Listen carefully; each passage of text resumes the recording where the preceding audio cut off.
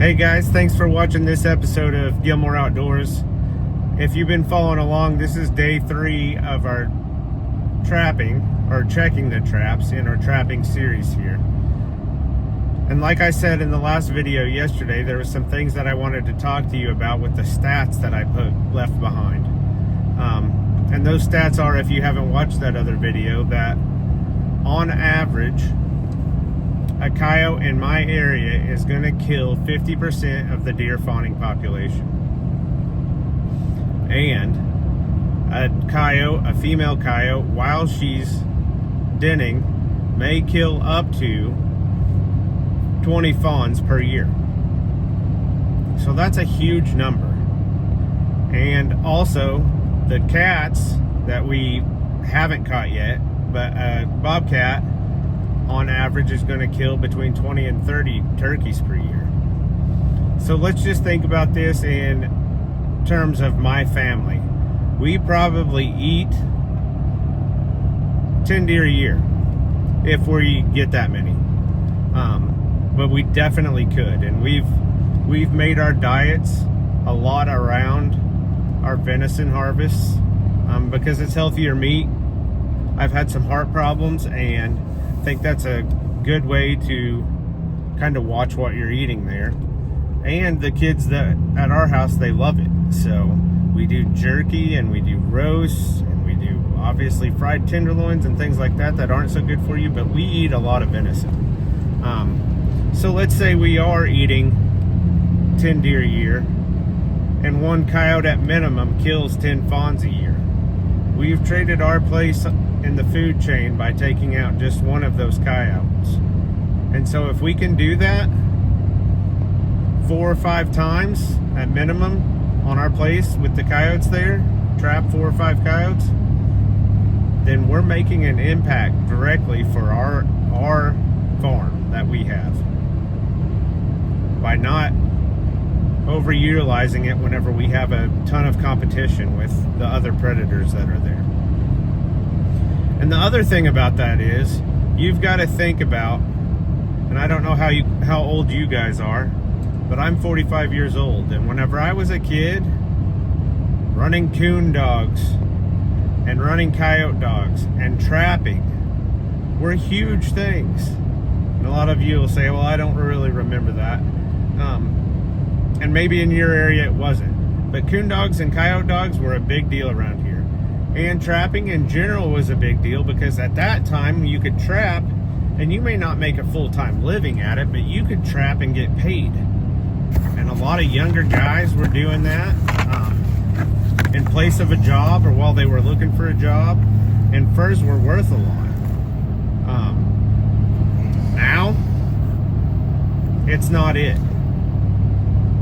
Guys who are running coon dogs and coyote dogs, they have trouble with people getting after them about their dogs, about trespassing on property and all of these different things. And as a property owner, I kind of get it. I don't want to have somebody's coon dogs or coyote dogs running all over my place while I'm trying to hunt it. I mean, that's just the plain and simple of it. I get that part of it. But as a property manager, I have to know that there has to be some kind of give and take there, that if I'm not willing to let somebody else do that for me, I'm going to have to take some responsibility, because coyotes and coons and bobcats, without humans doing something, pretty well don't have a predator. So if we're not willing to take on that responsibility, the checks and balances of things are going to become skewed, and you've kind of seen that in recent years.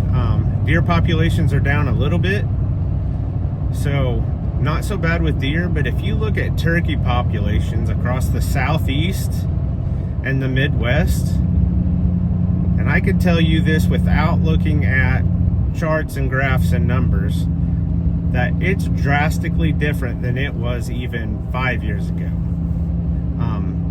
And 10 years ago, whenever turkey hunting was in its heyday. It's a night and day difference. So if we don't do something about checking those predators and keeping our predator population maintained, then I don't feel like we have a whole lot of ground to stand on whenever we say it's the state government agency that's causing these problems with our deer and turkey herds. Do something in your little local spot to start that trend. Now, with that being said, has me trapping that one coyote made my little 200 acres better? Yes, it has. Will, if I could trap 5 or 10 more of them, it make a huge difference?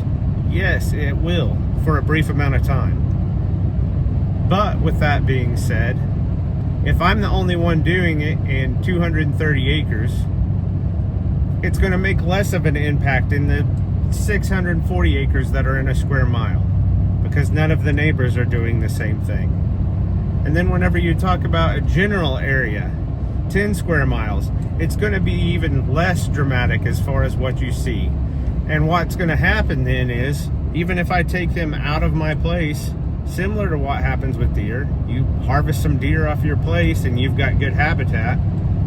Well, if I've got a good population of prey and I take the predators off of there, but nobody else around me is doing that same thing, then those predators are just going to fill back in from other areas. They're going to go to where the best places are. So, make an impact on your little spot and try to make an impact with your neighbors. Tell them about what you're doing. See if they'll let you trap. See if they'll trap themselves, which would be even better. But all of those things that you can do just a little bit at a time will make an impact dramatically over a big amount of time. Especially the more people that you can get involved. The other thing that I'd say about this, and this is something else I wanted to talk about today just as far as trapping goes, is you need other people to trap with you, because trapping the amount of land that it would take to make a dramatic impact on an overall area is not feasible for somebody who has a real life. And even trapping your own property is a huge undertaking. You've kind of seen the steps that we went through in this video as far as preparing your traps and setting your traps. And now that we're talking about, and you're actually watching me check the traps, those 2 days of essentially preparation, where we went out one day and prepared our traps, and we did a dozen traps in, I don't know, 3 or 4 hours. And then we set 15 traps in 5 hours. That was 2 days. And once those 2 days are done, you're pretty well done with that part, right? Not a big deal. But the checking the traps, now that I've done it, this is the most exciting part for me. Getting to go out and actually see results of your hard work. Whenever we have a catch, yesterday, we were pumped. Fist bumping, pumped. Like, we have done it. And it's not only that you've outwitted the animal, but it's that you've put in the labor-intensive work to have a result and then actually see that result. Very similar to deer hunting. You go out there and take the time and make a food plot and set the stands and do all of those things, and then, you know, that deer hunt that's successful is a culmination of all of the hard work that you've put into it, and all of the sits where you sat there and you didn't see anything, and then the one time that you did and you made it count. So that's what builds up that anticipation and that joy. Hey, dude, you're talking an awful lot. I've got something exciting to show you. Let's go have a look. Caught us a catch on this one, caught a coon. He has made a mess out of this trap too. Holy smokes. All right, well, I gotta go back to the truck.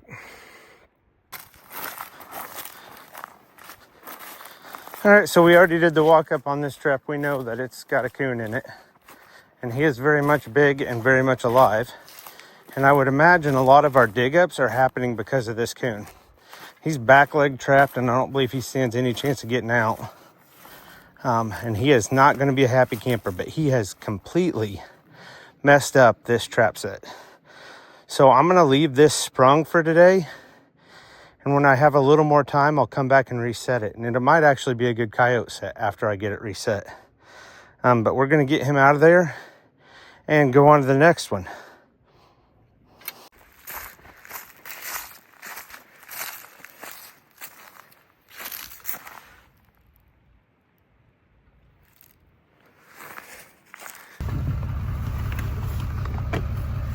Well, it looked like our dogless did some work. Looks like we've got a possum and a coon in these dogless traps this time. Both nest predators, both things we're looking to get rid of. So I saw that black vulture sitting there whenever I was coming in and figured there might be something in this. So unhappy coon and an already passed possum.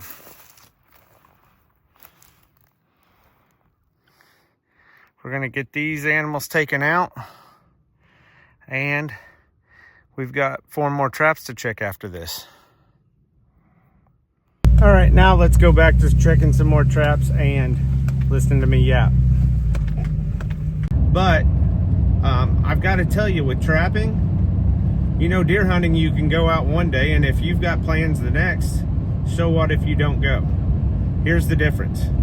With trapping, you have to go check these traps every single day.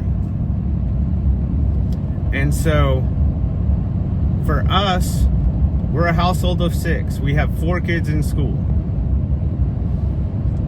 That is a huge commitment. And that commitment takes an hour and a half driving every day, and then about an hour of checking traps. A little less than that if we haven't caught. Yesterday it was a little more than that, because we did have a catch. And if we had multiple catches, it add on to the time significantly. So it's not just something where you can willy-nilly it and say, oh, I'm gonna go set some traps, no big deal, and it's nothing to you. Because it is. I've had to schedule my day today because my kids have ball games tonight around going and checking these traps. And if it was something where I couldn't commit to that, you better take the time to spring those traps before you ever even leave the day before. Because if you leave an animal sitting in there for multiple days without checking those traps, number 1, that's cruel and it's unacceptable. But number 2, what happens if you've caught the neighbor's dog in your trap?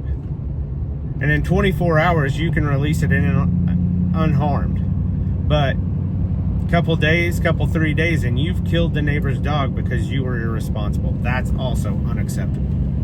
So you can't have those things. So you have to realize before you go do this that I am doing something to benefit my property.